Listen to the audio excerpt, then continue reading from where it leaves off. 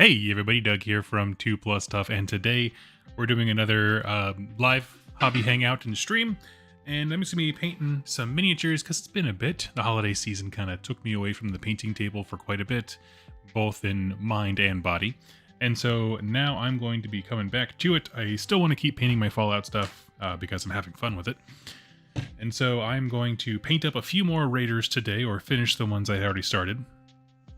And I would just invite you to grab your models and paintbrushes and sit along with me. I have my lo-fi covers playlist that people seem to really like going, so we're just going to hang out and do that. So if you have any thoughts or questions, please go ahead and throw them out there. I'd love to know what you're working on. And, camera. I forgot I readjusted like everything on my desk. Yeah, no pre-flight checks in this household. There we go. Screw it, we'll do it live. Also, that orc that's in my thumbnail is by an artist named, I believe it's, well, her company is EJS Creations, I'll just say that. But she also made these wonderful little Mothman stickers and stuff like that I got off Etsy, and I love them. Because if you've been a long time follower, you know, if you want to get Doug sold on anything, just put a Mothman on it. It'll probably work.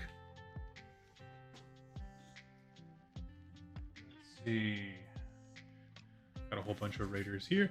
Just starting to hobby myself. Fantastic timing. Indeed it is, my friend. What are you working on today? Let's see. So I have... This raider boss needs the final details.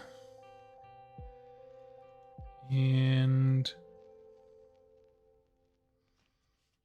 Let's see. Let's grab... I have a lot of dudes running with like machetes. Let's grab some guns, different gun types. There we go. There's a pistol. Nice. Yeah, nice.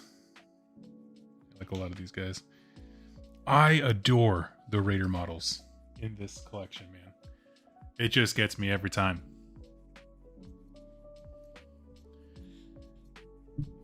Oop. Let's see. There we go. That should probably work a little better for my voice. Got this. Got flesh eaters on the table. Happy to see you. Hey, Jordan. Happy to have you. I'm still waiting on the other set of the flesh eater cores, or the wave rather, of releases. I don't have much detail on them, other than, you know, as far as release dates or whatever. But I'm very, very anxious to get my hands on some of that, because doing Hallowmorn, which means I want Usharon. He's the boy, right? He's the poster child. I think the sub-faction is still fantastic without him, but whatever. Let me just pop my chat out so I can see it. I got a Knight Draconis, Ionis, and one Stormbringer Guard I'm trying to get based. Okay, nice. Sadly, I'm a 6-hour drive from my models. When I get back, though, I'm going to continue painting my Kemrian War Sphinx. What are you thinking for color palette today? Oh, for my raiders? I really love... I'm not sure how well it shows up. This light is kind of intense. Here, there we go. But this is my raider boss, and he has kind of that rusted brown armor, and I really adore that. Just a lot.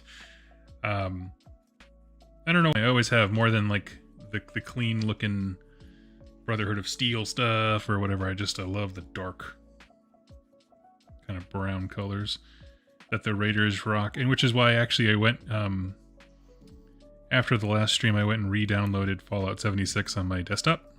And I have been playing it. I want to get a little bit more established before I invite folks to hang out and play with me online, but because I played on the old Fallout launcher before, or Bethesda launcher, and so I didn't migrate my account, so I lost everything, so I'm restarting. So I want to get to a place where I have kind of more options to be a bit more fun in terms of you know, my settlement and stuff like that.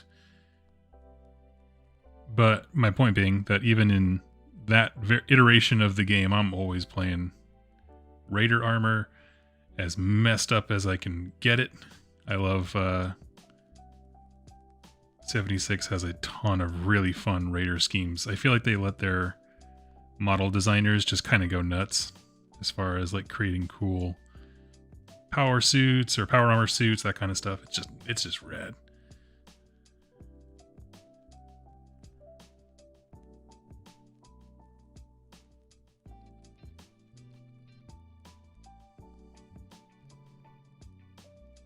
Would love to eventually build up either a Nuka-Cola gas station home base or a Mothman cultist one.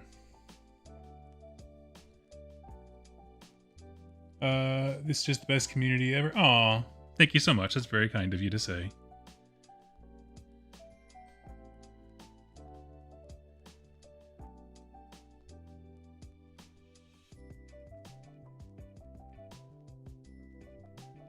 And oh, yesterday I went out and I got 2 expansion books for the game. I got was it the Wasteland?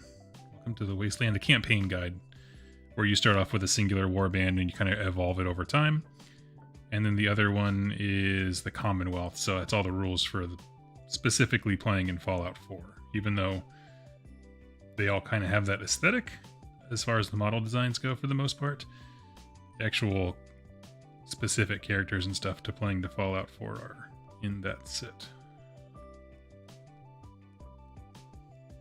Yeah. Good vibes. Hope it's all good. Hey, it is. I've started ghouls, thinking about which Stormcast dragon will be the best to convert to a zombie dragon. Any suggestions? Honestly, in my opinion, the best dragon to convert into a zombie dragon is that new sweet-looking guy that's coming out with the Tomb King box that they showed. That guy is... He puts the bones in Bone Daddy. He's awesome looking. But if you are going with Stormcast, I think Ionis has the best pose, but he's also the only one that's really hard to get on his own right now. And for that, I would honestly just get Ionis, not put, well, get the model and then not put Ionis the rider on the dragon. I think it's like Cathorak or something like that, whatever his name is. And then just claw the crap out of that model, go in and add some fleshy bits. But beyond him, I don't know. I mean, were you looking at the big boys, or it depends on really where you wanted to go?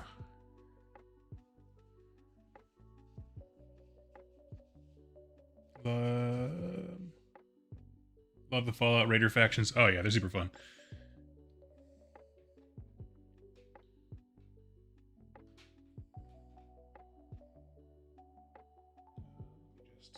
We're just gonna do a few browns.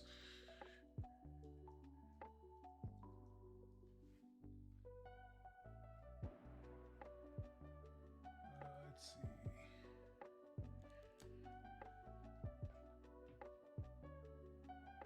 Oh wait, I lost the chat here. Absolutely love all the Fallout that come in. Oh, thank you so much. Yes, I have really been enjoying it. I was really having a hard time deciding today if I wanted to do a live play of 76 as I get myself set up, or a paint stream, and I was like, you know what, honestly, after the holidays, I kind of lost a lot of my will to hobby. So it'd be nice to just hang out with people and kind of nudge that needle back. I've talked about it before, but if you struggle with painting motivation, just painting along with people is about the best thing you can do. I was kind of getting that way.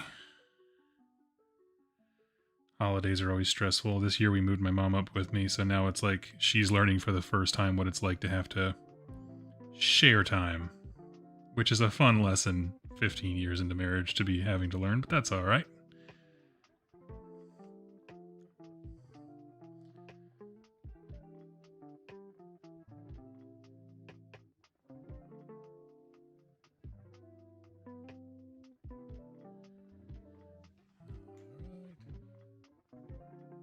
Morning. I'm not working on anything right now. But yesterday I spent a lot of time working on reorganizing my hobby desk. I got some NDF paint racks. I need to do some cleaning. Actually, I did the exact same thing. I don't know how well I can actually show it. Avert your eyes if you are easily made queasy, but if you see that cart right here, I know it's sideways. My mother-in-law got this for me from one of the craft stores here locally. And like what's great about it is the same 3-tier cart that I had before, but this one is designed with all these little like doodads, so let me move it over here so you can probably see better. Except that one of the wheels is now locked and it doesn't want to turn. Okay. So I have like my paper towel rack, a bunch of paints. The second shelf is all my specialty paints, so it's going to be like washes, blood effects, whatever. On the other side I have all my paint brushes, little cup racks, that kind of thing. It's pretty cool. So anyway, all that to say, I can attest that reorganizing is in fact an immense amount of hobby progress, because it sucks the life out of you, or at least it can.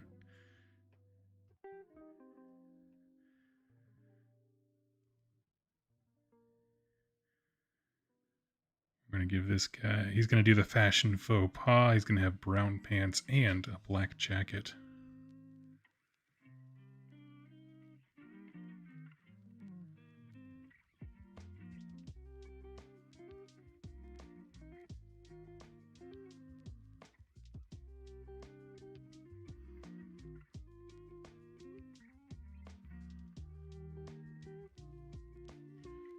Let's see.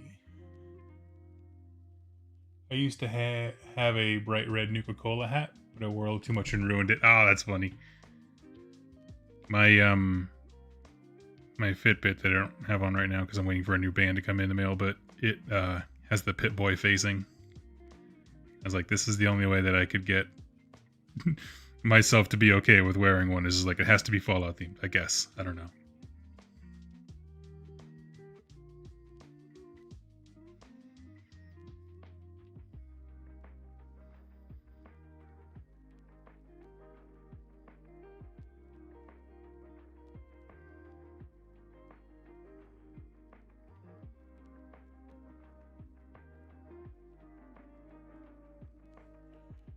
Let's see. Hi, Death. How are you? I am good. Mr. Gray, Brown, and hang on. What Fallout games where you build a warband? Sorry. Yes. So these miniatures are from the game Fallout Wasteland Warfare, which is a skirmish slash, they call it an adventure game, which I think is good. I think that it's different than what you normally think of as a war game when you talk about like Games Workshop style war games. But essentially it is an analog way to play Fallout, rather than being sole survivor based. It is about you and your warband. So like your groups, and this is my raider gang. I have my boss with power armor and I think a shish kebab. But yeah, and you can meet named heroes, and basically, like I said, it's a intended to be an analog version of the game. And so you have different quests you have to pick up mid-mission, you have side things you have to do, items to collect, you have to hack into terminals. You need like a good mix of skills and weapons and stuff like that on your team to succeed. And those rules just allow you, so the base set game comes with like the core rules, of course, and then they made an expansion set. I think it's like, I might be getting the name wrong, but I think it's Into the Wasteland or something like that. But where you basically start with one gang, and then from there, post mission and stuff, that's when you can like look for junk and acquire XYZ and stuff like that. So yeah. Wargamer Willie, any interest in... Oh, I'm good, Elrit. How are you? Any interest in the Fallout Magic the Gathering cards? I am going to probably pick up 1 or 2 decks. Depends on... I mean, I haven't seen, like, the full previews. Do we know what the commander decks are? Because that's all I'm interested in. I have the Tyranid one for 40k because it's fun, and I don't have to change a single thing. I like that. I'll just take it with me to Adepticon or something. Anyway, to answer your question, I have a lot of interest in them. I we'll probably go to like, I don't know. I have a place up the road, really local, that does like big pre-event release parties and stuff like that. I might go to that one. They suckered me in for the 40K one, and that was pretty dang. No, I didn't go to that one. I went to the Lord of the Rings one. That's what it was. That was fun.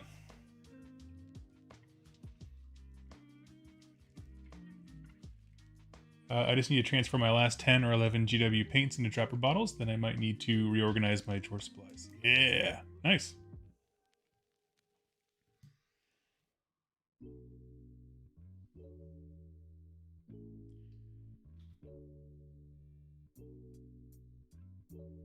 Love to see a painting scheme. I wish I got the Tyranid one. I picked up the Chaos Marines because my friend snagged the bugs. We have seen Mothman as a commander. What? Do they do like a, I guess it doesn't have to be Appalachia specific, but like a cryptids one?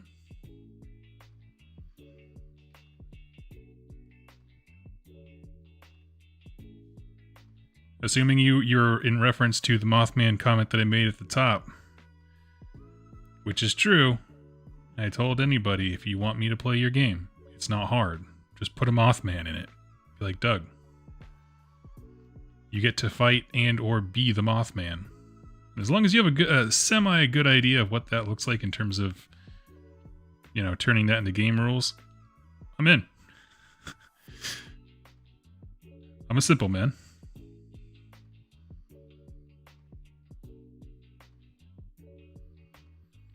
I was telling my wife about this.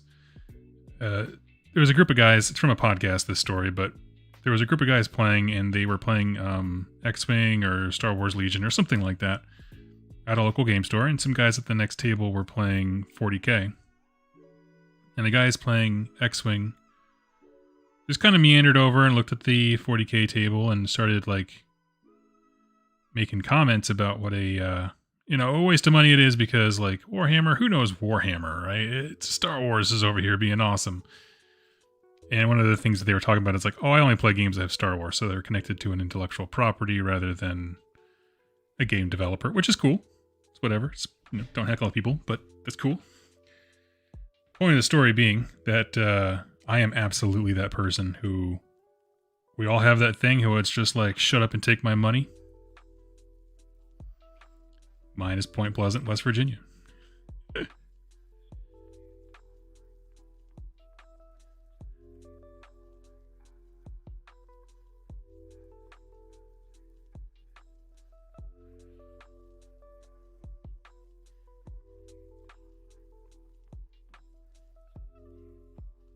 Monsters, the wise Mothman, insect monster.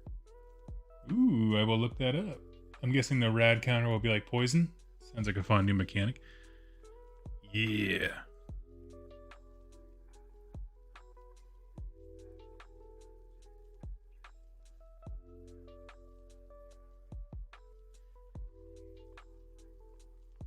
I just know if it doesn't have a sweet roll in it, I'm going to riot.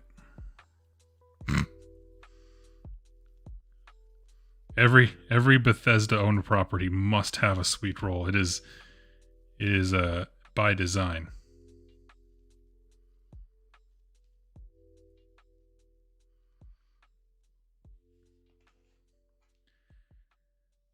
Let's see. I want you to have like a light day gray duster, so let's give you a black leather pouch.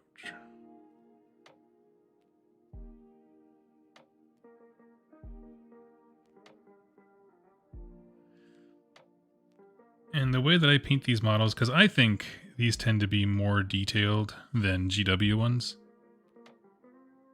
Maybe not necessarily more details, but they're certainly to scale, which makes them a lot harder to paint in terms of like 1-to-1 scale or a true scale. Point being that I basically hold the model about this. This is about, I don't know, 1.5 feet away from my face, and I just paint them like this, and then next I'll go back with different browns and stuff like that, and then get the details kind of more right as I look closer and closer at the various straps. But for right now, these guys are coming together.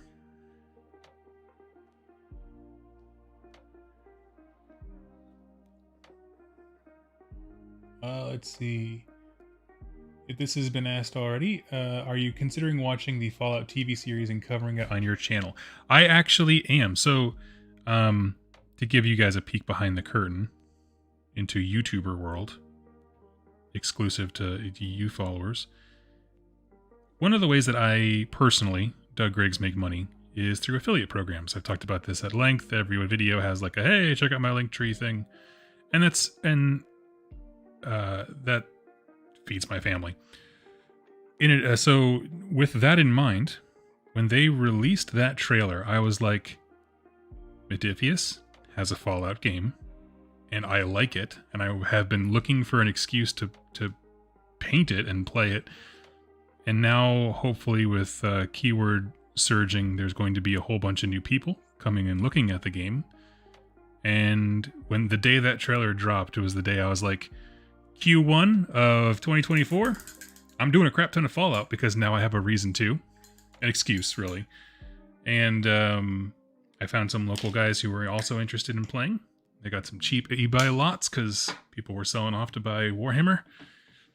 And I plan on dominating that keyword so that my grand plan can be that essentially when people look up Fallout or Fallout games, Wasteland Warfare.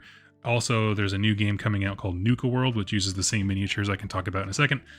There's just going to be a lot of buzz. So I want to be there to capitalize that. When people search for stuff, boom, there's Doug at the top of the page. Thank you for coming with me to YouTuber land. So yes, the point you asked about the show. The show is the excuse I needed to start doing what I actually wanted to do on my channel, which includes, but is not limited to, talking about the show.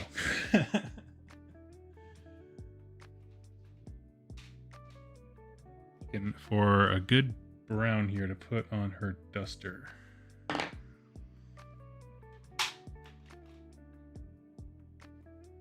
Lego brown work. That's a nice dark brown.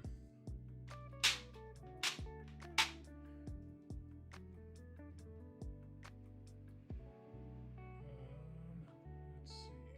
I'm sorry, I'll get back to the chat in 1 second. I need that.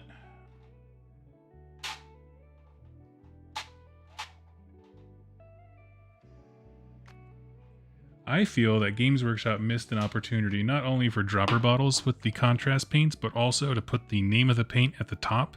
So if you have them stacked together in a pile like this, you don't have to fully pull one out to see what the name is. If it was just here, you could just kind of... Anyway. If you're against dropper bottles, you don't have to be against common sense. Games Workshop.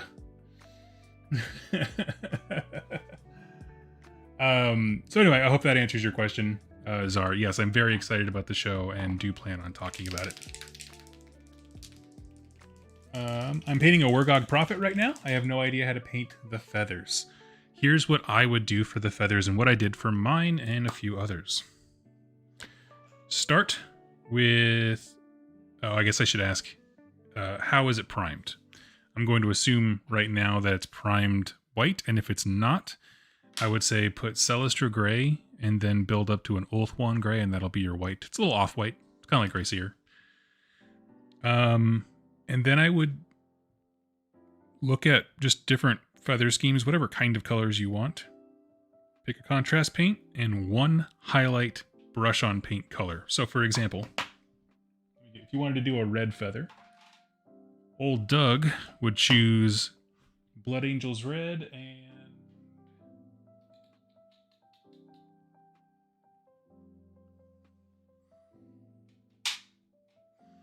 maybe Dead Red, or Brick Red might be a little bit too dark. But essentially what I mean is you're going to put the contrast on, so that's going to fill in the low areas and kind of give you a base red. And then you want your highlight color to go over the edges. And because the feathers are so small, and because they are held from so far away when you're playing a game or just casually looking at them on your shelf, from that distance, it will look like there's a shadow, a main color, and then a highlight. That's what I would do. So whenever I do stuff like that, bone as well. Contrast, highlight, contrast, highlight. And that's just it. That is, and you can do that with yellow. I really like, what's the name of the contrast yellow? I tend to like darker colors, so I like the Nasdrag yellow, which is sort of like the dark orc yellow, and then a brighter highlight. Doesn't really matter which one, to be honest. That's typically how I do it.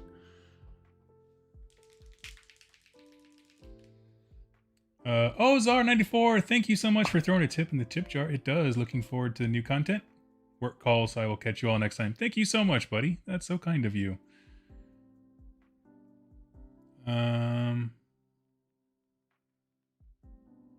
Painting the work of profit, no paint the feathers. Dr. Clownicus, hey Doug, have you heard any more news on that dungeon diving dwarf based model game?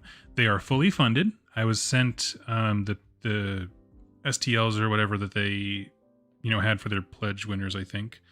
And then as far as I know, it is still on track to be like published the first quarter of this coming year. I can ask. The guys were very, very easy to chat with, but I do plan on covering that. Honestly, that's part of why as I'm doing all this Fallout stuff, I'm also dialing in my photography skills just a smidge. If you follow me on any social media, you've seen the Fallout cars that I did. I have a video coming out on YouTube here shortly about them. But just really, really simple, quick tutorials. Let me show you one. I posted a bunch of stuff about them, but in case you didn't see them, like we have here the Corvega that I modified with some extra bits from other stuff and put in a police siren on top. And they also come in wrecked hunk of junk. This is because I asked for 3 cars and the guy, he printed 4, but one of them had this epic sized hole in it. Like it just didn't take right. So he was like, he just threw it in the pile for free. And I was like, I can definitely use that for terrain. And then we have this sexy blue boy. And there's another one that's like this, but pink.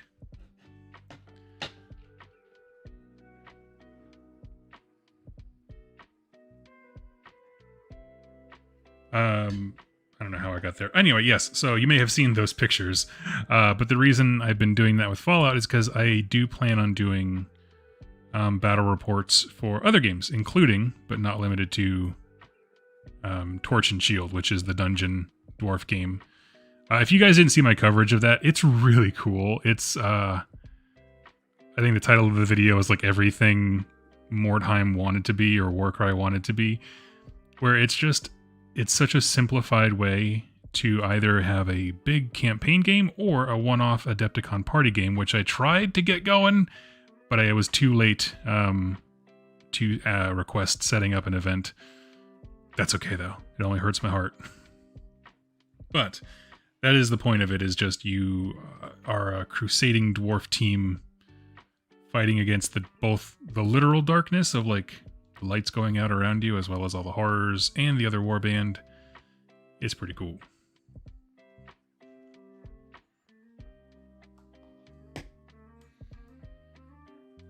Hey, boss. What's up?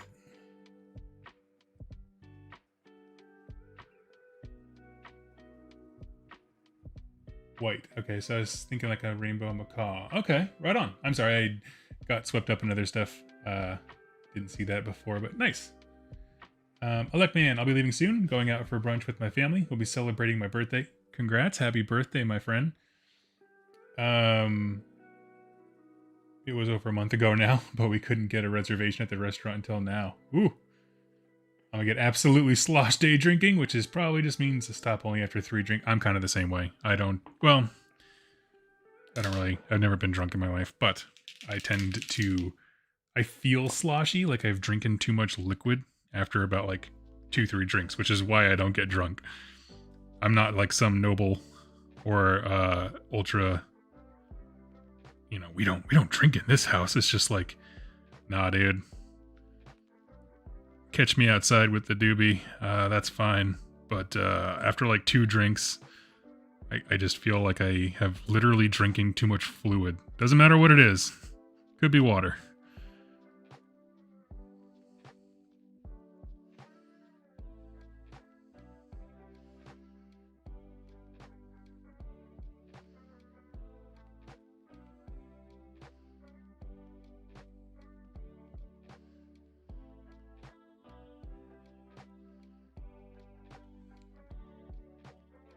Um,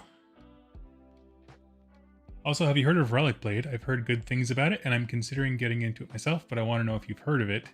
It seems like the kind of game you'd 100% vibe with. Man, I'm so glad you asked. I have heard of Relic Blade. Adepticon last year, I actually was the first time I saw it like in person because Sean Stutter was there. Chatted with him a bit, and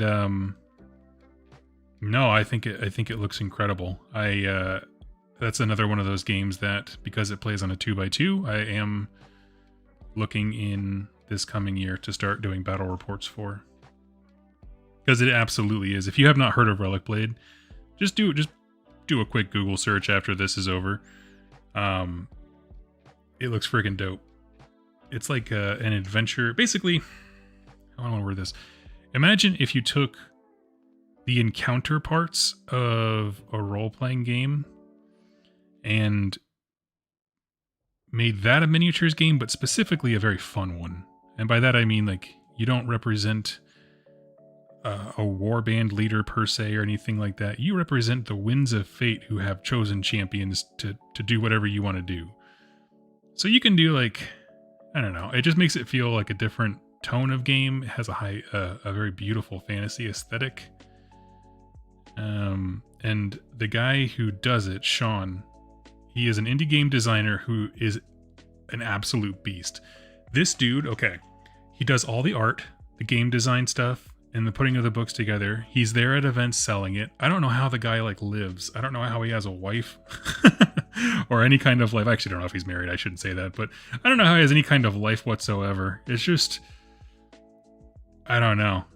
He's a machine. He does so much. There's so much talent, and he doesn't just do that. He also does, or has started the game Sludge, which is a sort of it's a way to play historical games without the awkwardness of real history being like terrible. Like, for example, like, you don't want to go to a game store and someone rocks up with like a big Nazi symbol on their bag because they play Germans in bolt action. It's like, nah, that's still not cool. I don't care what we're here for. Right, that kind of thing. Imagine it's a historical war game, but set in a history where it's like World War I just kind of kept going.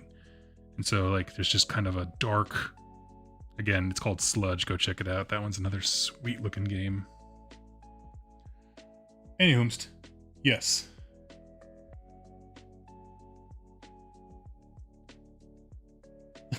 Old Doug sounds like old Greg's cousin. It's exactly. I've been told I sound like old Greg multiple times. My playful voice sounds like that. Like, you either sound like old Greg or the creepy old man from Family Guy, and I don't want to think of you that way, was how my friend said it to me. I was like, you know what? I will take old Greg over the very scary old man of a neighborhood. Yep. The Predator.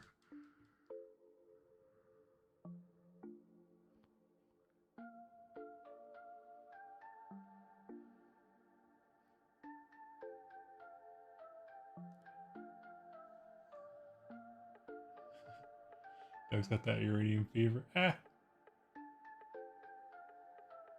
don't know why you use a Nazi symbol in that game when you can just use an iron cross.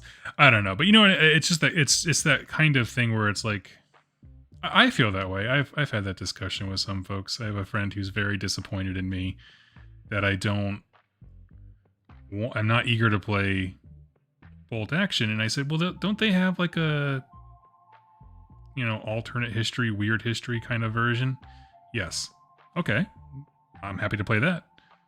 Well, why don't you like the historical one? And that's just all they want to do. I'm like, I just don't want to. And that's okay. To each of their own.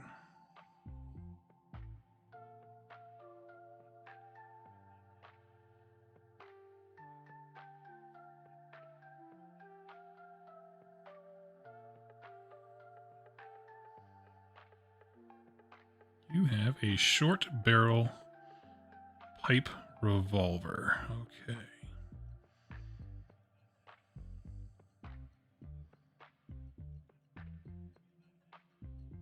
So my favorite way to do like the aged metal on the Raiders at the moment, in case anyone's curious about what I'm doing, is have I put down Gorgrunta fur to give me that nice orangey brown that looks real dirty.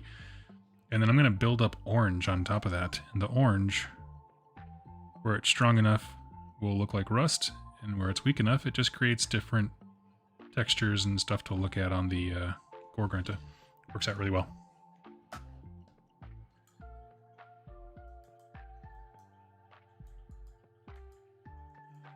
Let's see.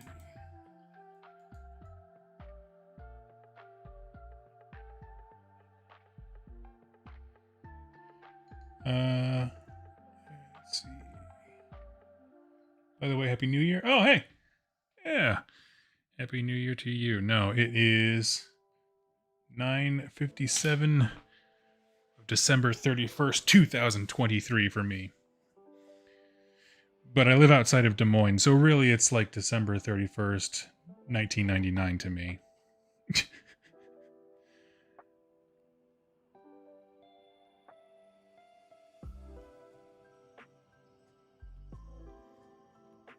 Okay, I have a lot of people who look very normal, and I want to spice up the hair colors a bit. So, we're going to give these two, I think, some really fun color. Actually, I already have one side cut with a crazy color. Let's do the ponytail. All right. We're going to go with a pink for the lady, and we're going to go with a... I already have a very bright blue and kind of a dark purple.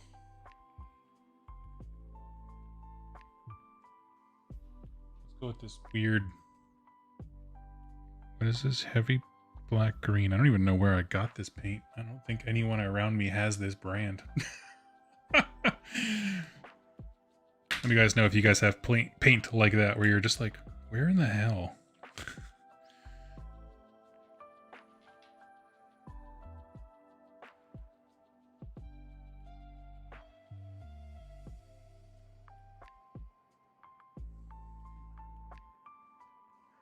I just realized I was 4 minutes behind on the stream. Ah!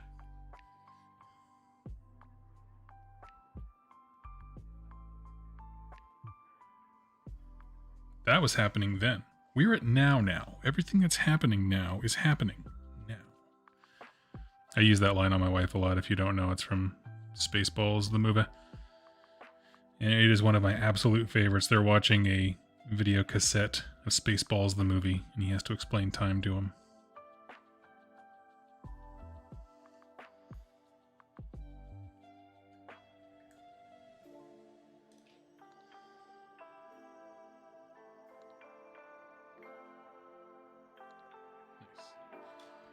Alright, we got her with the soft pink. I don't know the game, but I'm interested in the models. One set in particular. Oh, as far as Relic Blade goes, yeah, any game that has pig people, which is like their starter faction, I'm in. I don't know why. Pig people and crab people, which they have those as well. I'm just like, what's that? They exist? Go to them. They are your love. Go to them. Nice. I don't know where I got this paint, but maybe it's just old. It is thick.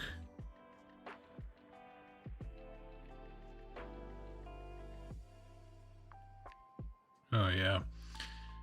Yeah. This guy with this green hair is definitely the kind of dude you would see at a party at Halloween being like, actually, Jared Leto's Joker is just misunderstood as being the best.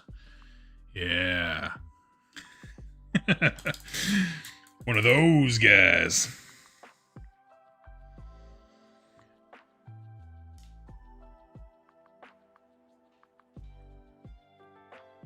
For our side cut, let's make her dirty blonde. No, let's talk about Torch and Shield. Oh, I'm sorry. I got very confused there. Yes, Torch and Shield, their warbands look fantastic. And I wish I had thought to do more of an unboxing, because I didn't realize that so much of it was STLs. I would have shown off the unbuilt models in a bit more detail. Because it matches the STL. But basically, when you get those kits, like, there's a ton of variety in them. You can build quite a few different distinct warbands. Like, several dozen types of builds per guy without crossing over the same thing twice. Kind of like Necromunda, like the weapons and stuff can be interchangeable. But yeah.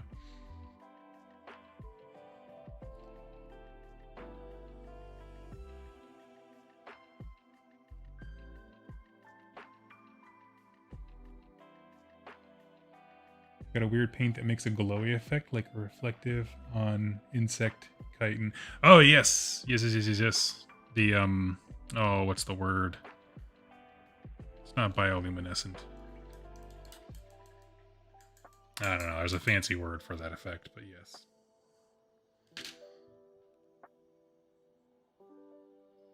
Welcome to Doug's English class.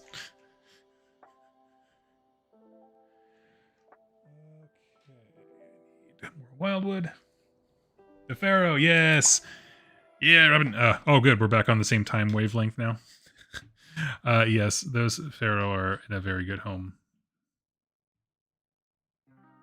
I actually just the other day found a box of stuff my local game store was clearing out back when I lived over in the Iowa City area. And they were basically having like a 75% off sale for anything Privateer Press. And I was like, man, some of these models are just stinking cool. So they didn't have a ton of Pharaoh, but I did grab the gun bore. So just the other day, I found the gun bore, and I was like, oh, I still gotta do this stuff.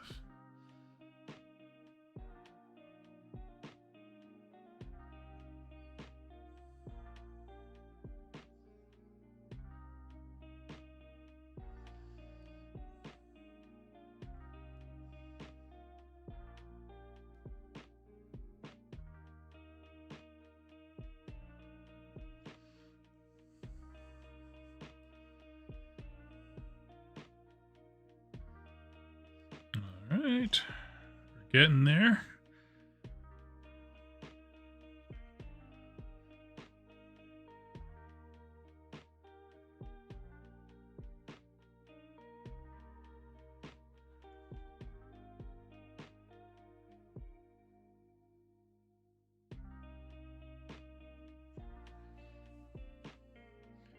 There's only one man who would dare give me the raspberry. Lone Star. Exactly right.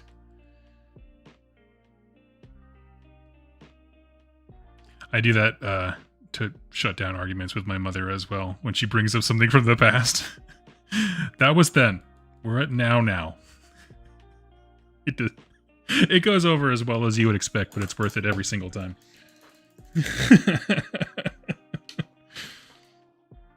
My mother has re-entered my life after being absent from it for a very long time. And not through neglect or whatever. I moved away from home immediately after graduating high school and just never went back. But she moved up here to Iowa with me in her retirement years. And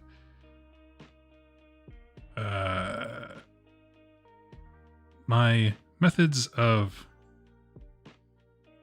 dealing with disagreements, we'll put it that way, I'm putting it as delicately as I can, is not to her liking, which is to mostly say I am very sarcastic to the point of being obnoxious sometimes. And I know this about me. Doesn't mean I'm going to change.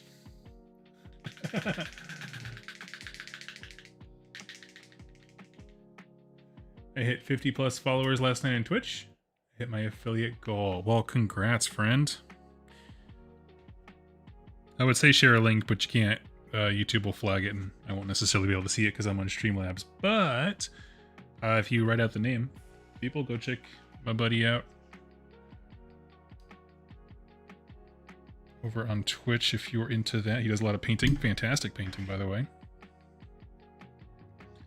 And he is the gentleman who donated the Pharaoh, the pigmen from Hordes that are my warband that my wife and I are going to be playing here pretty soon.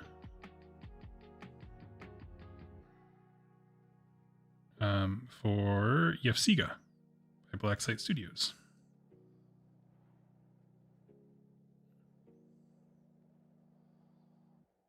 Another great minis agnostic game.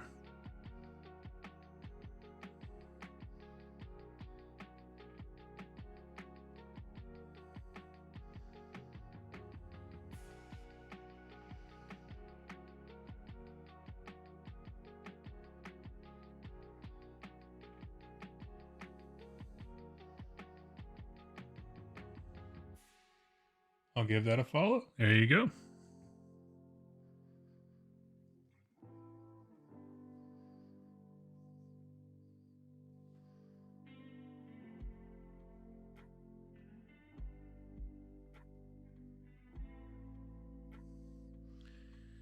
Perfect. Okay. So because I'm painting a bunch of Fallout minis, we're going to do get to know you questions based on this. So, favorite melee weapon in the Fallout universe? I will answer.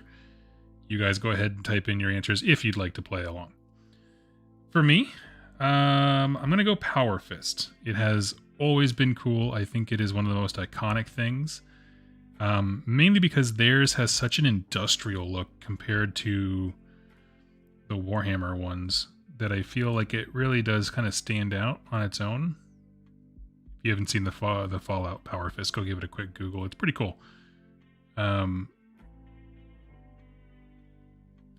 my favorite one. I was really fond of the... Oh, what's it called? The Shish Kebab. That's right, the flaming sword in concept. But I remember like the first time I built it in Fallout 3... yeah, because it was in DC. I was just like not super impressed with it after I had gone through all the work of getting all the designs and everything. I was just like, it's all right, but it's a cool idea. The idea alone is just like I'm sold. Melee weapon? Don't you just pistol whip? That's so funny. I just finished the Kragnos model. 3 solid days. Well, congrats. Why don't you go knock out a few grots just to celebrate, right? So paint something simple. Cleanse the mind and the palate.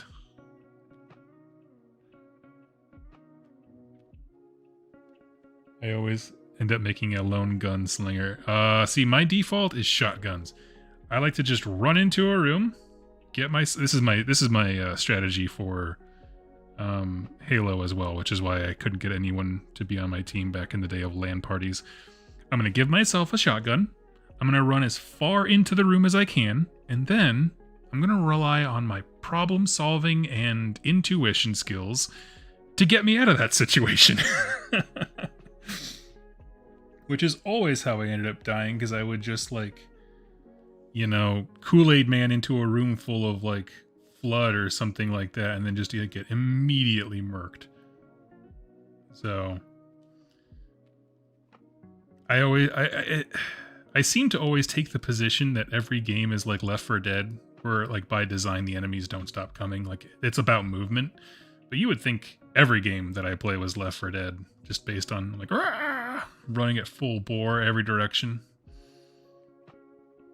Doug, where's the objective? I don't know, but I know if we stay still, we die.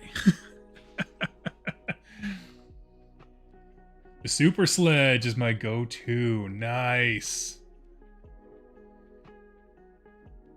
I've never played Fallout, but I'm assuming you can make spiked baseball bats and stuff. Yes, you can. Absolutely. There's some really cool ones too. Specifically in, I think Fallout 4 has one of them that you can like... What is it? There's a barbed wire mod. I think there's a spiked bat mod. There's one where you get a pitchfork and you put like a flamethrower at the end, so it's like a fire torch. Like a fire javelin, rather. I always thought that was pretty dang cool. The Ripper is like I think a chain sword, but as a dagger. Kind of like as a utility knife, the same as like a box cutter in principle, but then of course turned into a weapon.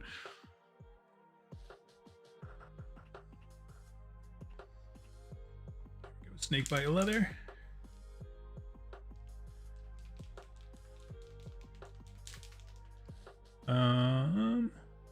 I just remembered we have Kragnos in our Cruel Boys box. We have Kragnos in our... Okay, cool, yeah. Next up, 40 clan rats. Oh, it's so gross. I did a sum total of I think 80 plague monks, if I'm not mistaken, and I was just like, nah, this broke me. No necesito.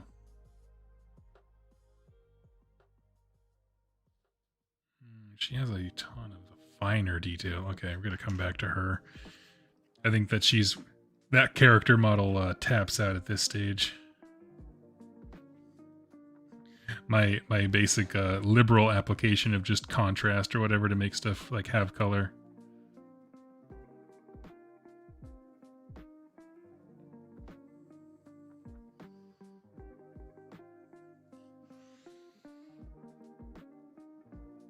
I never played Fallout either, but in Skyrim and Oblivion always defaulted to a sneaky archer.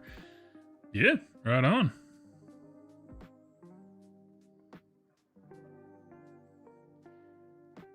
Because it gets the job done.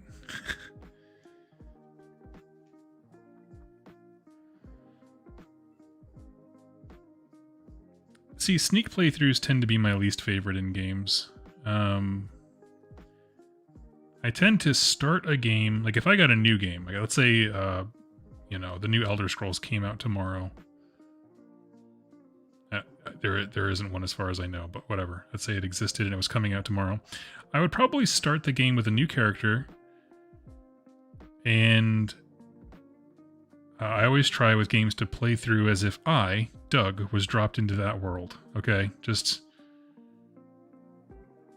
And to that end, I would probably pick up the first weapon that I see, whatever is most effective in those early missions, like tutorials. So if running or archery or whatever is most effective, I'll lean towards that and probably just keep going because it's like, hey,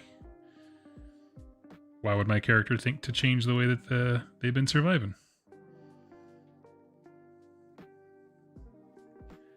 Then I'll go back through later and be like, okay, now what are the actual mechanics here that I didn't explore very much? An example, like my first playthrough of Morrowind, I was a barbarian class because you got to. And then once I played that, like about a couple hours into that playthrough, I began to really see the potential of magic. And I was like, oh, okay.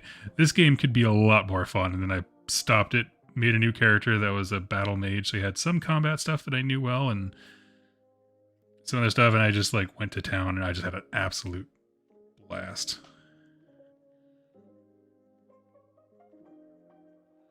So I have to say, I don't have a specific archetype that I tend to stick to. In Fallout games, I tend to...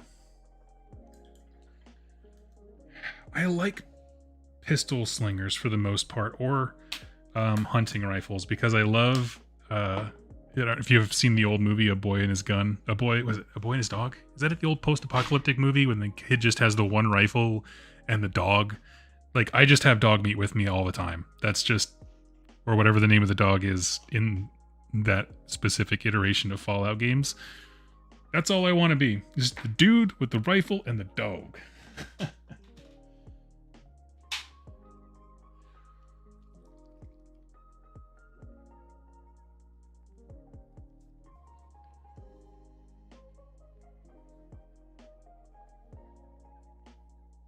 Let's see.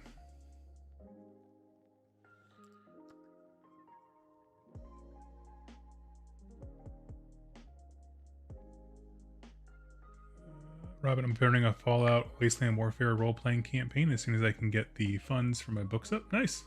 Boy and his dog. There we go. Yes. A man in his mutt. A dude in his junk.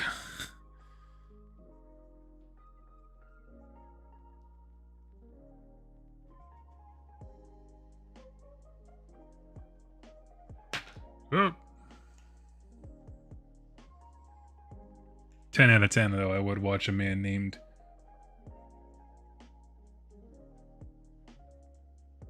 I wish Fallout New Vegas was on. Doug canonically enters a town with a big iron on his hip. That's exactly right. Yep.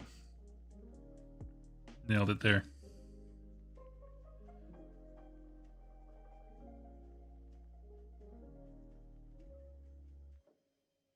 Now, the exception to that rule is if I decide that I want my character to be good at something, I will, of course, like all of us, lean into it. Like, I'm not bound to the first weapon that I see, of course, but, you know, I'm using those early weapons to decide what kind of playstyle tends to appeal to me. And it is very, very rarely melee.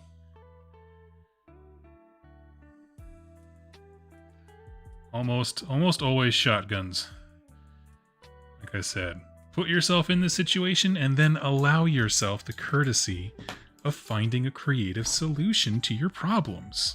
This is about self-determination, not about being a bad player. I like to go more of a cowboy build in Fallout if there's revolvers and lever action. Lever action is legitimately, when I found the Lincoln repeating rifle in Fallout 3, like on my first playthrough as a kid, I lost my mind. I was like, this is the single greatest item that has ever existed in a video game. Not because it's like particularly like a incredible as a weapon.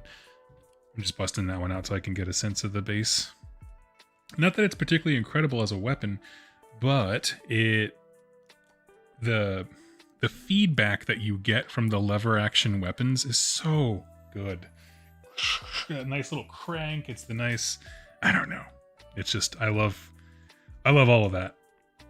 And those are the kind of artists that you never see like on the making of documentaries that like I want to know about. I want to know about the dude whose job it is to make a shotgun feel shotgunny and a lever action rifle feel lever actiony. Because those are, you know, the reloading animations, the sound effects, the timing, all of those go into creating those senses. And it's like, what an obscure, how do you even tell your family what you do for a living? You know, you go home for like Thanksgiving. What'd you work on this, you know, month or whatever at work? I made I made this like sound of sticking a stim pack in your own chest. Weird. Different days.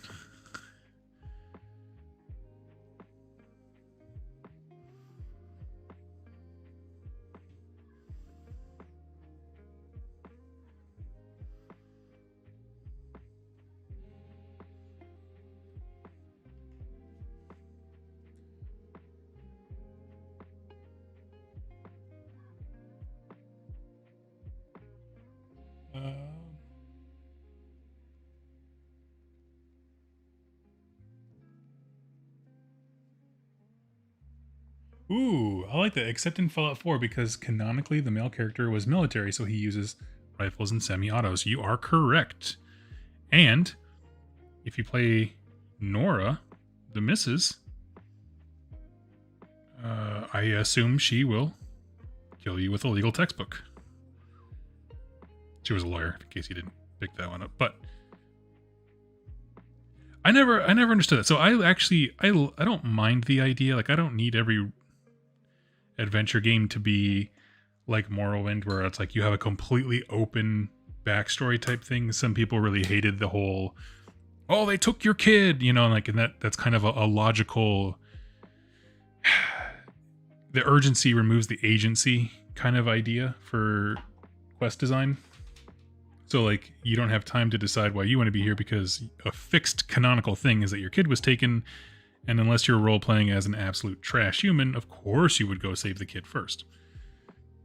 But my thing is, when I play Fallout 4, I just rebooted the game. I'm just going to give my eyes a break here and hang out with you guys for a bit. I just rebooted the game recently, and I'm like, you know, if I'm Nora, and I did stats to kind of match what I thought she would be as far as a lawyer, so like high intelligence, charisma, that kind of stuff. Like, she knows that kid is gone. Right? She refroze. She would be smart enough to know that.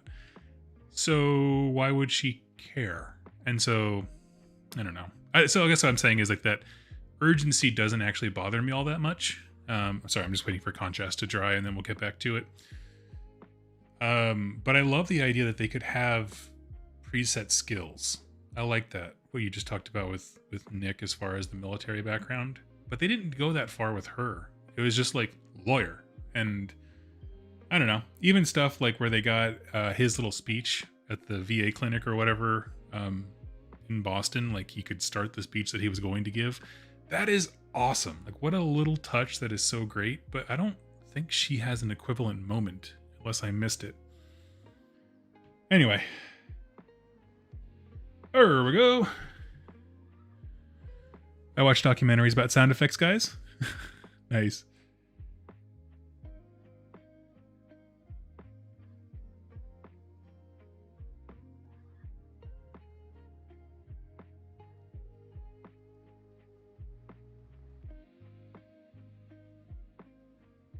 Very rarely melee isn't very bone splitters of you, but also the lever action is the best aesthetic. Yeah, it's pretty sweet, right?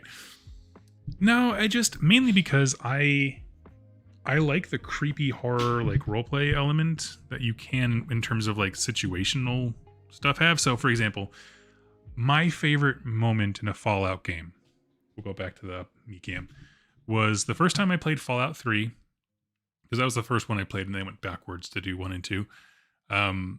The first location I was sent to for a quest, the Super Duper Mart.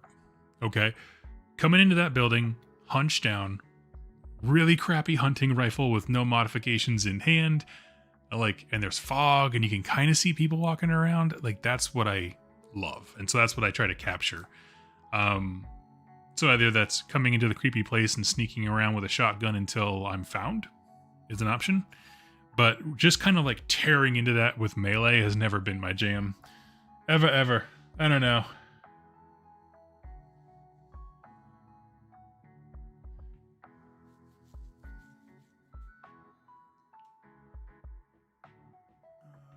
Flying Muttley. I should really play through one of the Fallout games. I finished 3, but bounced off New Vegas and 4. I should probably retry New. If you liked 3, you will actively love New Vegas. I have full confidence in that statement. New Vegas is like a yes and version of 3, in my opinion, where it was just like, oh, you take all the best things, all the stuff that Bethesda designed, and then they put it in Blacksite Studios' hands, and they were just like, can you guys do something with this?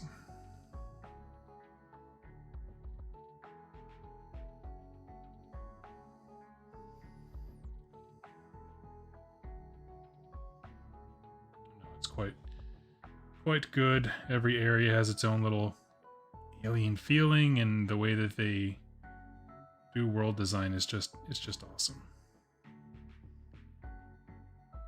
Bethesda seems to be a big fan of the modern, like, go anywhere, do anything. If you see a place, just walk on up to it. And it's just like, man, there are just some dangerous places in the world, and New Vegas reinforces that idea constantly.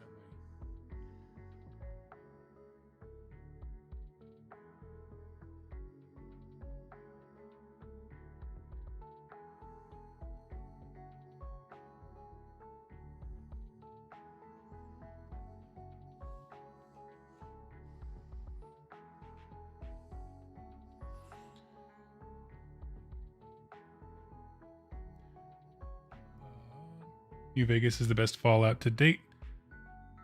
I want a remaster of Fallout 4 engine, but also letting it... Oh, yeah, for New Vegas. Man, New Vegas could be incredible. I mean, I haven't tried it yet, but I know that 76 has just done a Atlantic City kind of a thing, and I've seen some of the cooler looking, you know, like the skins and stuff like that they have for their video game models, and I'm like, man, Fallout 4 engine with New Vegas would look incredible.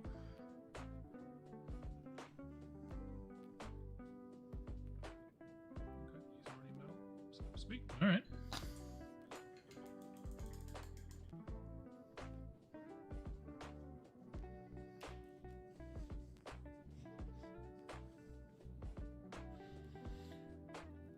There are some dangerous places in the world, and New Vegas reinforces that idea. I see you too have flashbacks to Quarry Junction. Yeah, I was more thinking of so no spoilers about New Vegas.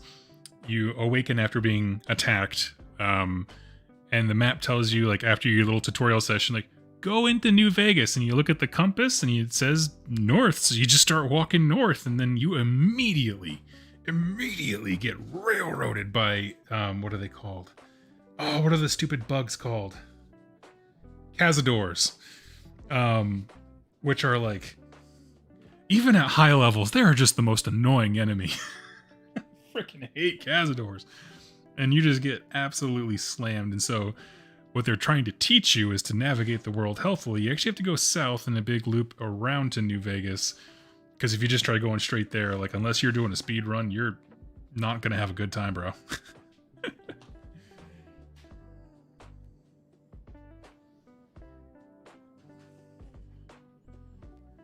But yes.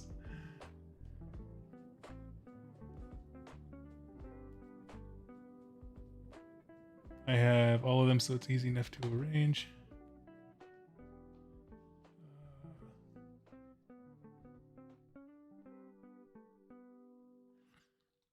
Hey, Jesse, Happy New Year to you.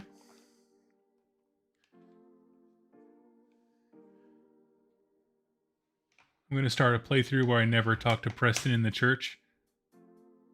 It is possible to play and leave him out of it. Oh, that's what I'm doing. Yeah, I have a Fallout 4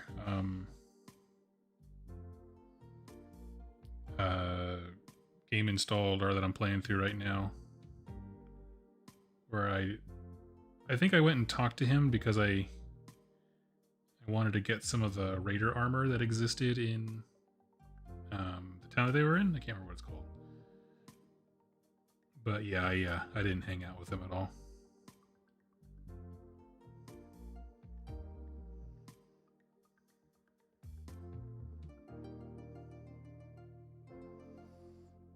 I'm just working in a few different silvers here. Just kind of aging this guy up a bit.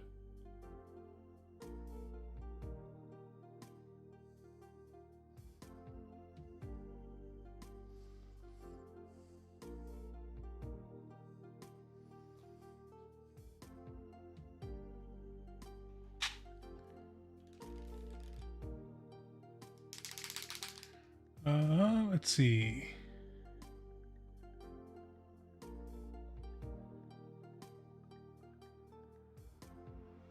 But with skill, you can skip. Fallout 76 is actually a really enjoyable game. To be honest, it's better than 4 in many ways, but both of these are the worst Fallout games. Oh, like together, yeah. You know, I kind of give... Well, I certainly don't give it a pass. That's not the right phrasing I want to use, but I do think of 76 as different because I feel like as a game, it has a different goal. Like, the goal is to facilitate people hanging out together and, you know, playing a version of Fallout together, which is rad. I feel like it was marketed terribly. I feel like it released disastrously. And upon launch, it got a lot of hate that it deserved. But I did like the game. I was playing it day one. And the thing that I liked about it was the whole story about automation taking over in West Virginia. If you don't know the story of Fallout, basically what happened, or 76 rather, is your vault opens in West Virginia, and you're unleashed into a world that was really, really not in a good place, specifically before the Great War, in that it's a mining industry area, and the entire area was basically falling apart because these big old companies were replacing people with robots, and there was a lot of strikes and food shortages, and there was just a lot of, like... I mean, I think it had great things to say about the world and automation, and there was a lot of cool things. The survivors of the nuclear blast used the automation tools to set up training programs so that anyone who came after them could survive. And so you, as one of these sole survivors from 76, exploring the world, everyone's dead, and you have to figure out what happened. And I loved that premise. You want to talk about a premise where you can be anything? Getting crapped out into the world and just being like, figure it out is the best. And so I was hooked. I was in there. I was in like Flynn. I was so into that game when it launched. Had all the bug issues. Didn't even care. I'm like, I need to know what happened in West Virginia. I need to shake hands with the Mothman. He needs a square on the quilt of the American flag. Oh, man. Let's see. Let's grab some skin colors here.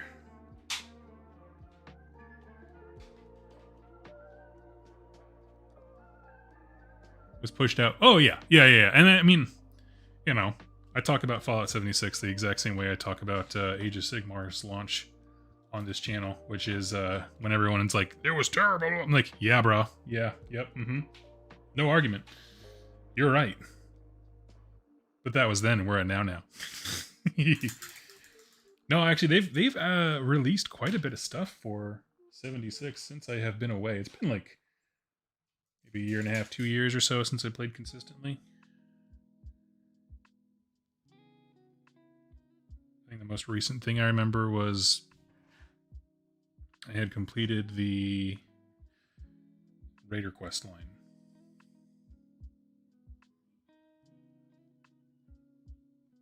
Because they were cowards and brought people back to Appalachia.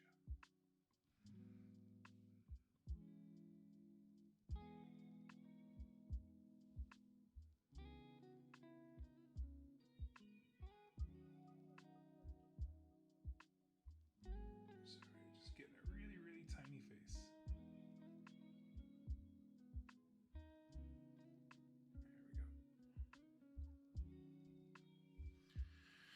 There we go. I like the power armor system in Fallout 4 the best. I agree. However, my problem with it is that they gave it to you way too early.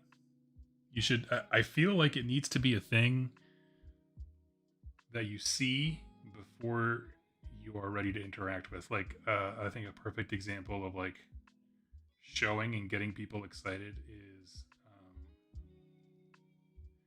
in the game BioShock when you see a Big Daddy for the first time killing the dude. Now you can't touch that Big Daddy, and by the end of the game, you're gonna slaughter a bunch of them if you choose to. But for that moment, he is the end of the world for you. Like if you were to fight him, and I love that. So like if they had that same dynamic, but they showed Preston, Garvey or one of the survivors in power armor doing something amazing, I think that would have been a much stronger introduction to the concept than just be like, hey, it's up there, go jump in it. Anyone knows how to use this. Certainly. We saw the preview movie too. We know you're a soldier. You're like, why would you think he can just jump into power armor?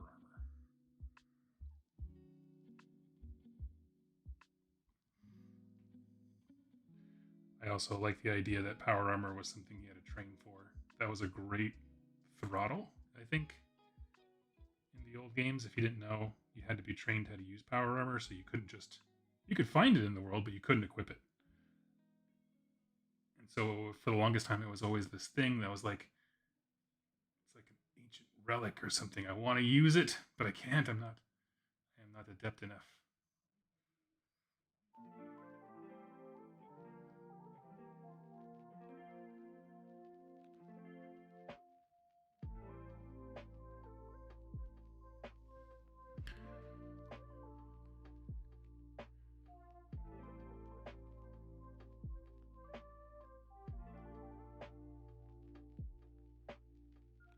Let's see.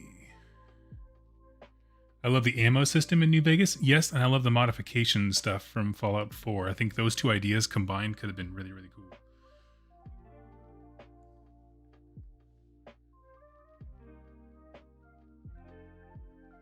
It could have been a lot. I understand that, but I get Brother Steel armor, and I take down a Deathclaw. Way too early for that. I agree.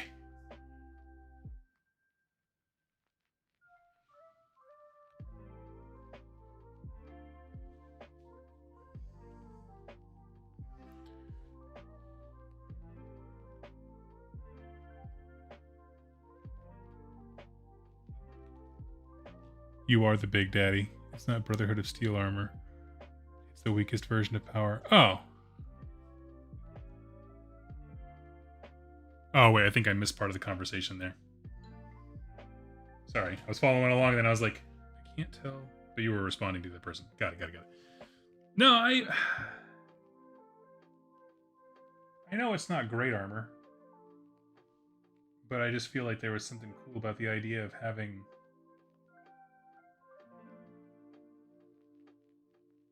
I don't know, something to go towards. Although I guess they do have that in the form of like mods, like Brotherhood of Steel jetpack or whatever, that kind of stuff. Not jetpack, like specific marks of armor and that kind of thing. I don't know. I get what you're saying, and if you liked it, I'm not gonna yuck your yum. I just like having. I like when I start one of these games, and you don't immediately get a cool thing, but there's a thing that you see that you're like, this is where this game will eventually take me or lead me to. And I mean, really, what was that in Fallout 4? You had Kellogg, right? Shoot your significant other, depending on who you chose. And then he leaves. And there's the Deathclaw, but you beat the Deathclaw with the power armor you just got. And I feel like they just don't show quite as well like where things could be. You know, and they do it a few times because, like, in Nuka World, you beat the overboss who was there before you, who was, like, literally invincible under certain armor conditions. And you beat him first thing, and then it's just like, well, I'm in charge now. All right, then.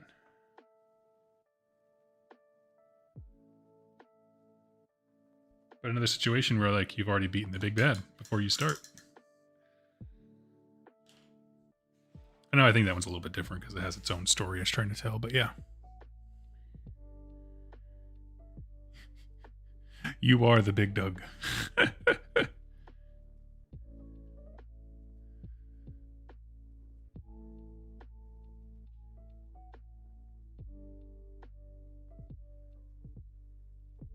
I can understand the power fantasy appeal of that scene, but it was way too soon. Deathclaws in 4 never felt like... Yeah, I agree. Deathclaws in 3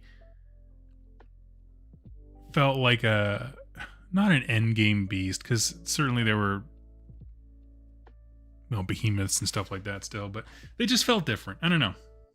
If it was the same scene and it was a super mutant behemoth rather than a Deathclaw, for some reason, I'm actually okay with that, because super mutants are, like, more common and in large numbers compared to something as mean as a Deathclaw. I don't know. I'm still not a fan of the power armor bit, but basically all I did for my playthrough was I met him, got all the Raider supplies because they have all the armor and the guns, and I got all the Raider stuff, took the power armor, dropped it back off at the gas station, and then just walked to Earth. Like Jules from Pulp Fiction, just walking to Earth. And that's basically where I'm at now, and I love it.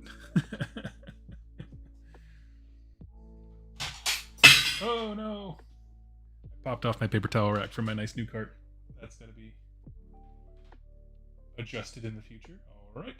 Throw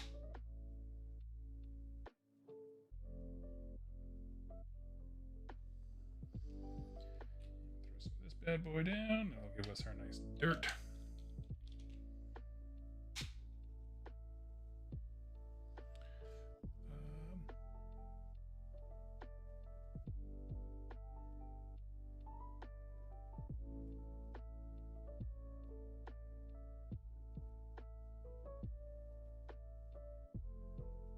The further still mission of taking Fort Strong. It's true. It's true. It did provide some incredible Creedence Clearwater Revival moments in the post-apocalyptic vision of the future. That I cannot argue.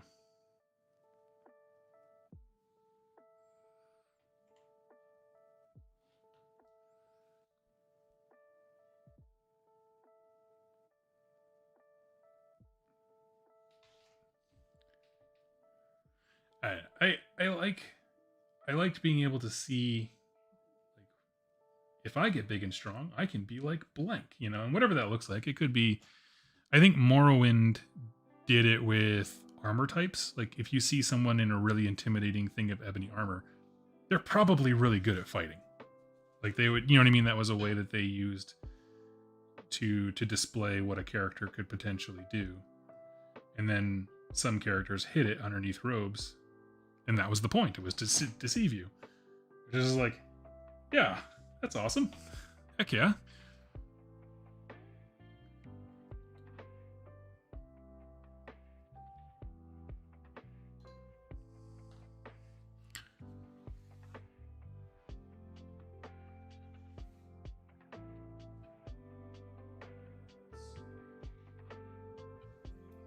Umber.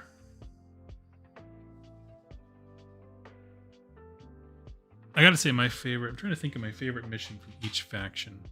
I really loved the Synth Retention Bureau one, where the one synth went crazy and was like a raider captain now on the... I can't remember the name of the ship, but yeah. That's probably my favorite of theirs.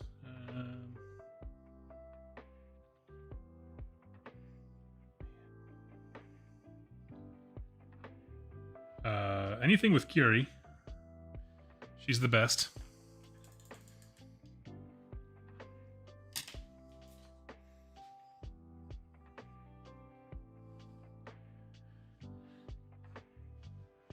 Damn, he knocked out like 4 good raiders today. I love it.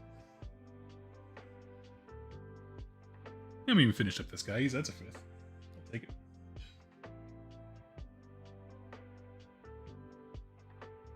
Let's see. Let's grab a gray contrast.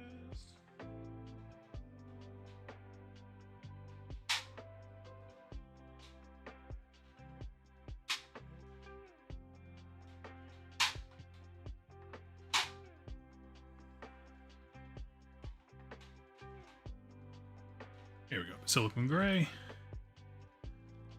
is legitimately the scariest thing Fallout 4 ever created.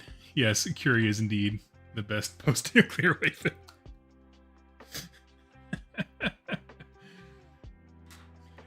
Like, somebody was talking about why they love Curie, and it was just about the positivity and, you know, her outlook of curiosity about the world rather than, like, sadness about the way things are or whatever. And then somebody else in the discussion that I was watching pointed out that Curie is no different than if you've played it in Fallout New Vegas when you are in the Old World Blues expansion.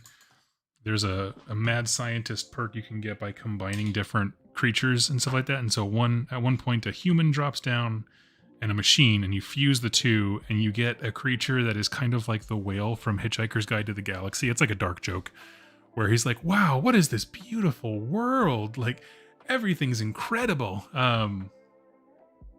It's so full of new ideas and dreams and possibilities. And then he short circuits and dies immediately. I was like, that's Curie if she just kind of kept going a little bit longer.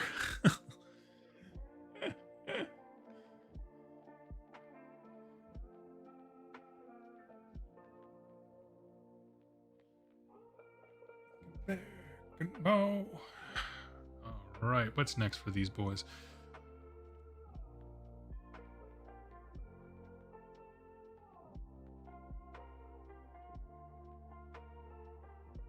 I'm trying to decide if I want to do something else with his base to make him look a little different. He pops off of it, which is the most important thing to me. But it's got a lot of texture, like different kinds of metals, but that's all they are. It's just different metals. I don't know. If you have thoughts, go ahead and throw it in the chat there. But I think...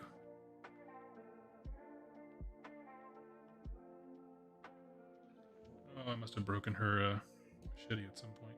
That's a bummer. It's alright, I mixed up out of here.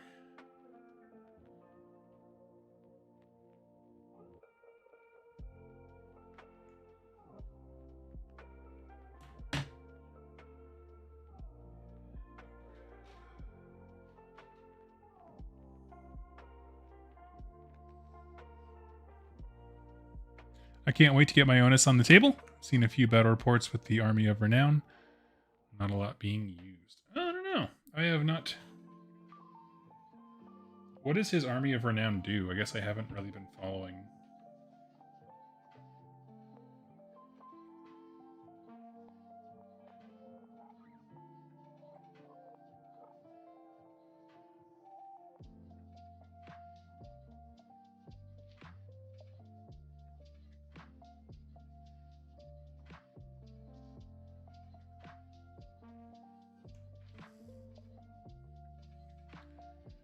Great to hang out, stream. Doug, I'm off to my local GW to paint models and hopefully get a game of Warcry or Kill Team in. Dr. Clownicus, you have yourselves a fantastic day. And I hope you are able to get a game in. It's that weird nebulous period between years where time is a concept even more so than normal. So go enjoy it.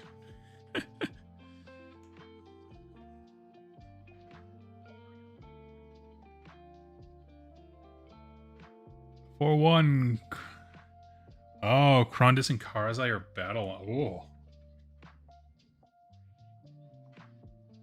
Okay, well, I get why you want to make it work.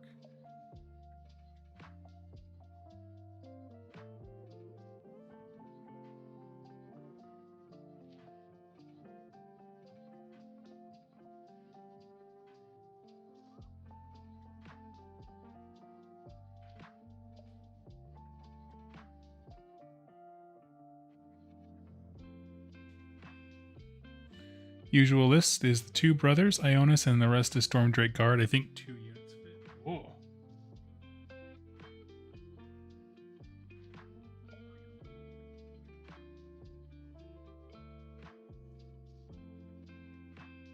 I mean, don't get me wrong, it sounds awesome. If I saw it across the table, fully painted, it sounds like a thing to behold. I don't know if I would voluntarily limit myself to 5 units. Then again, I'm used to playing as Bone Splitters, where it takes 8 units to do a single job. So, you know, it's probably a bit fair.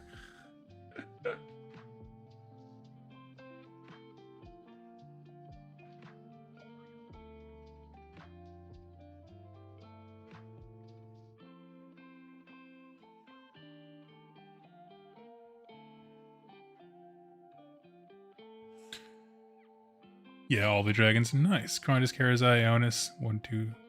Wow.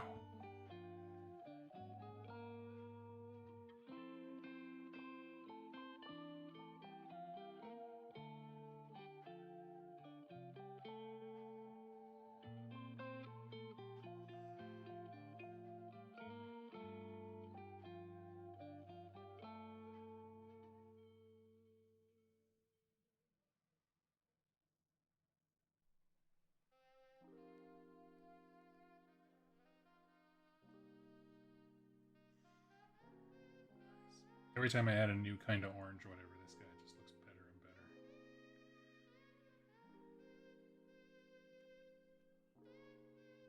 I like him a lot. All right. All right, friends, it has been an hour and a half. I think I am probably going to wrap up. My voice is getting a little tired, but I want to say a massive thank you because it's been a while since I painted, and quite frankly, I really appreciate everyone just hanging out with me and just kind of low-key chatting. The holidays are a very rough season for me, and they continue to be. And if you're also just surviving, me too. You're in good company. So please keep painting. Please keep sharing with what you're working on. And I'll be seeing you guys very, very soon. I'll probably stream, I don't know, if not tomorrow, the next day or something like that. Time and holidays don't mean much for me anymore, so I will hanging out with you guys whenever. Hope to have some battle reports starting to record here pretty soon. Like I said, I'm dialing in my camera stuff today and getting the house ready, or my studio set up ready to go. But I hope to catch you guys very, very soon in my next live stream.